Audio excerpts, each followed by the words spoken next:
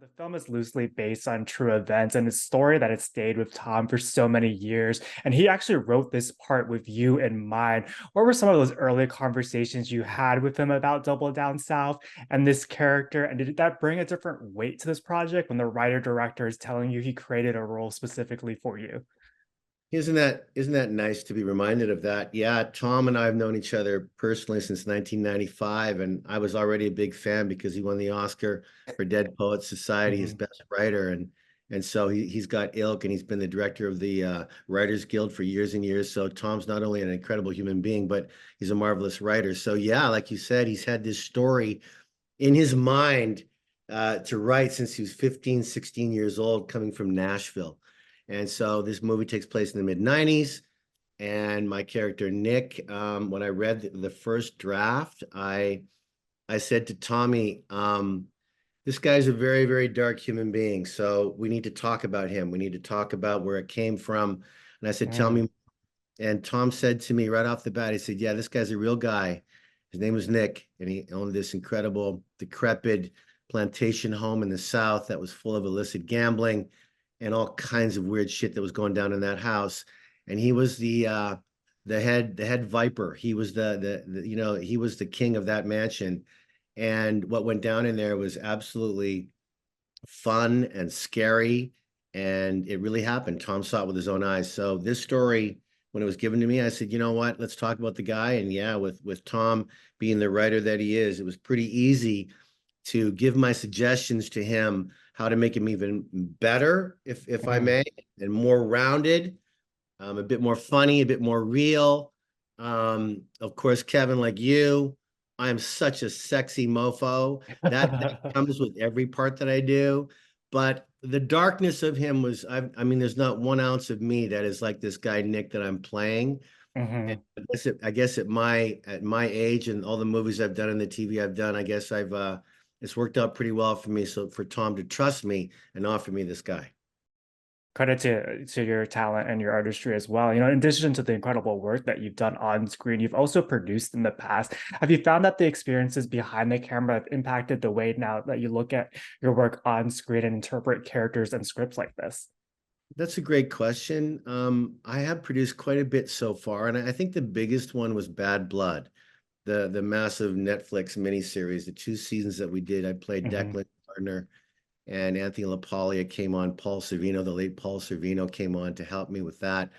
To be able to produce artistically, to be able to make those phone calls to these actors and other money people to come on board, I guess was the most fun for me. But Mm. to star in it like I did for Bad Blood, to produce and to star, it's a whole different level of respect, I think, on set. And I love being number one on that set, and I love being a co-producer with Mark Montefiore and Natalie Rodriguez up there at Rogers in Canada before we sold it to Netflix. So I will never stop producing, but right now acting is still my main thrust. Mhm. Time is also never a luxury when you're working on a film, and it's even rare that you have the opportunity to rehearse with the cast. And I feel like that trust is so needed when you're playing a character like Nick because of his views and the actions throughout the film. How did that process really allow you to build those bonds with everybody involved and therefore approach your character without inhibition? Oh, Kevin, that's so awesome. I mean, maybe Ananda, because she's like the best at her job ever. I don't know, maybe she told you, or maybe you heard through other interviews, but you never get to rehearse for movies. Mhm.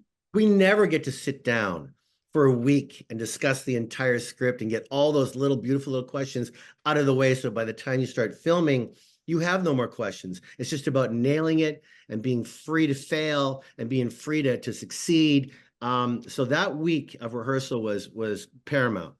Lily Simmons, who plays my co-star in this, Justin Igby, Tom, Rebecca, Cameron, all of us together to be able to sit around that table with Tom and Rick Wallace and the other producers when we were in Georgia just about to start filming, to get rid of all the little crinks and little questions that we still had. And we made it better. We changed writings. We changed scenes. We just, so by the time we did start filming those 22 days, it was full on, and we needed every single day for that movie that you saw. That's a fantastic movie. After that trust is built, how do you create the space for yourself to dive into this character's mindset? Like you were saying, he's so different from you, who you are. And I imagine as an actor, you have to approach these types of roles without judgment. That's right. No, that's right. I have to say that, the respect from my co-actors, the respect from Alan, the DP, and everyone who worked on this film. It's not my first rodeo. I mean, I'm 107 years old. I look so good for my age. But yeah, I was pretty much Nick 24/7 Mm, when we got picked up in the morning to go to set, and we went into that incredible house that we filmed most of this movie in, which has its own character in itself. I was Nick pretty much the whole day. Lily was Diane pretty much the whole day. None of us brought our phones to set. This takes place in the mid 90s in the South, right? So we had no technology happily. We only had each other happily. The trust that Lily and I certainly had to have for one another. It wouldn't have worked. This movie wouldn't have worked if we didn't have that, and we did. And this was a special project, Kevin, because bro. I mean, these little independent films, you got to raise the money, and then you do. Then you got to cast it, and you do. And then you got to direct it. And Tommy's writing, brilliant. And the DP is so paramount and important. And the set. And then all of a sudden, you got to edit. And then you got to put music to it. And then, oh, wait, now you got to maybe film festivals. And we did that. And we won awards at mhm. each festival we went to. And now with Level 33 distributing it in America, it's going really, really well from what I hear. And video on demand's coming up. But yeah, these little films are, to me, so important for the artist. Yeah. And I feel like you're able to take so many risks with these types of films as well. And that twist at the end is so unexpected. And like you were just saying, the performances across the board are incredible. And this film really Weren't doesn't they? work. Weren't they so good, Kevin? Absolutely Right? No fantastic. fucking around. Yeah. Yeah. And the film really doesn't work unless you cast the right two actors playing Nick and Diana. And the two of you were able to bring the best out of each other. What was it like getting to collaborate with Lily to bring this dynamic to life? Well, what another great question. You saw the film, and people Yeah. have seen the film. They cannot believe Lily's pool playing. Lily Mm, barely lifted a pool cue in her life. And she had a month with Matt Craven, stunning, amazing, brilliant actor. Matt Craven, one of my best friends, and Tommy Schulman's best friend. He taught her how to play pool. And not only did he teach her how to play pool, she became so freaking good. You saw it in the movie. We have no movie if we don't believe Lily Simmons can play Diana and is an 8-ball shark. We don't have a movie without that. So we got that. Lily and me, to get that out of the way. I mean, I've been playing pool my whole life, and my character Nick has a physical impairment that yeah. doesn't allow him to play pool anymore, which is why I'm trying to get these young stallions under my wing and sponsor them to go win us a bunch of money in this game of Keno. And like you just said, like you alluded to, the story about halfway through, right to the end, it's gonna blow people's minds. Yeah. The ending, which we can never talk about, is gonna blow people's minds what happens. But we have no movie without Lily knowing how to play pool so well, and she did that. And I was just so proud of her.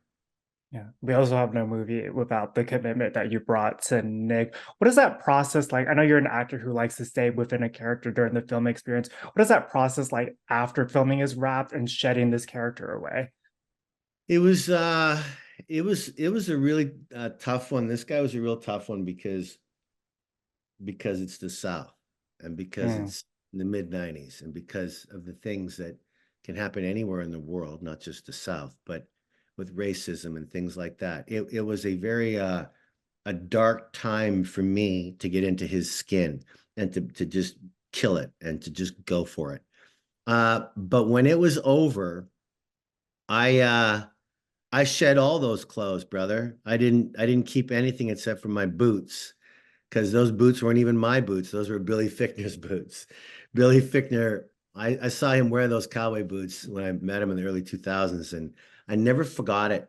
And we have the same feet size. And I remember when I got cast in this movie, I said, let me see those boots. He said, yeah. mm, And I trashed them. I completely trashed those boots, but they're still with me, hidden somewhere in my house in LA, and I'll never forget those boots. But no, I have no problem at my age now letting go of things. mm. And this guy was good to let go and then get Yeah. proud of what we saw on the big screen and what we can learn from this movie. Hmm. Like you're just saying, you've also worked on projects of all sizes. What is it about independent filmmaking that excites you as a creative and a storyteller? Well, Kevin, this isn't your first rodeo either, and it's certainly not my publicist's first rodeo either. I mean, I do big things, small things, medium Yeah. things. It's all about the part. It's all Hmm. about the writing. It's all about the director. It's all about my co-castmates, right? But when you can do an independent film, and I've done so many now, I can't even count how many. But when you can do one that works and is seen and wins awards, not that it's about awards, but that's just a nice little icing on the cake, right? When you can do that and you can collaborate, we don't have big, CEOs from Warner Brothers coming to set, or why is he talking that way, or the money people getting so freaked out if you eat too many apples. This was an independent film that, Rick Wallace raised the money on with Sada and Seth Michaels. And we shot it in Georgia. We knew what our budget was. We knew what we could afford. But it's just us. It was like a play, Kevin. This was Hmm. like shooting a play. And we almost went in order, which you never do on movies, right? Yeah. And we got pretty close to following, page the early scenes to the middle to the late. We really did a great job. Tom really wanted to do it that way. So to answer your question, it was our film. And we got to film it our way. And now the world gets to see this incredible piece of art, because that's what it is.